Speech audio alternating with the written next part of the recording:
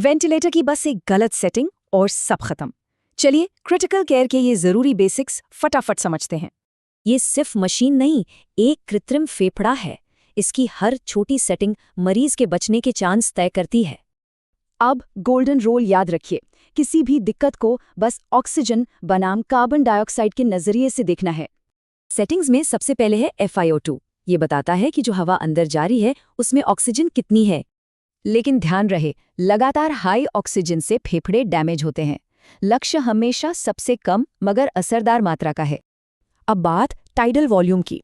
आसान शब्दों में, एक सांस में कितनी हवा फेफड़ों के अंदर जा रही है। फेफड़ों को सुरक्षित रखने का स्टैंडर्ड क्या है? आइडियल बॉडी वेट के हिसाब से 6 से 8 मिलीलीटर प्रति किलोग्राम। और रेस्पिरेटरी रेट? ज़्यादा रेट मतलब CO2 शरीर से बाहर निकलेगी और कम रेट मतलब CO2 शरीर में रुकेगी। अब पीप को समझते हैं। ये किसी गुब्बारे की तरह सांस छोड़ने के बाद फेफड़ों को पिचकने से रोकता है। पर थोड़ा संभल कर, बहुत ज्यादा पीप सर्कुलेशन बिगाड़ देता है। इससे ब्लड प्रेशर अचानक खतरनाक तरीके से गिर सकता है। इंजरी से बचने के लिए पीक प्रेशर को हमेशा 30 से 35 सेंटीमीटर वाटर से नीचे ही रखना चाहिए। मेन मोड्स देखें। AC पूरा सपोर्ट देता है, SIM-V सांसें शेयर करता है और PSV सिर्फ हल्की मदद करता है।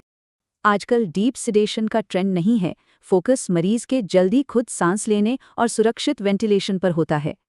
एक्सपर्ट्स मॉनिटर कैसे पढ़ते हैं? पहले ऑक्सीजन और वेंटिलेशन देखें, फिर प्रेशर्स और आखिर में मरीज की कंडीशन को। याद रहे, पीक प्रेशर से ज्यादा जरूरी प्लेटो प्रेशर होता है, क्योंकि यही फेफड़ों के अंदर का असली प्रेशर है। कुछ गलतियां जान ले सकती हैं, जैसे बहुत लंबे समय तक हाई ऑक्सीजन देना या फिर बहुत ज्यादा सिडेशन। तो फिक्स क्या है? ऑक्सीजन कम हो तो पीप बदलिए, और अगर CO2 हाई है तो रेस्पिरेटरी रेट एडजस्ट कीजिए। हमेशा याद रखिए, सिर्फ नंबर्स का इलाज नहीं करना है। अगर मरीज अनस्टेबल है तो परफेक्ट रीडिंग भी बेकार है।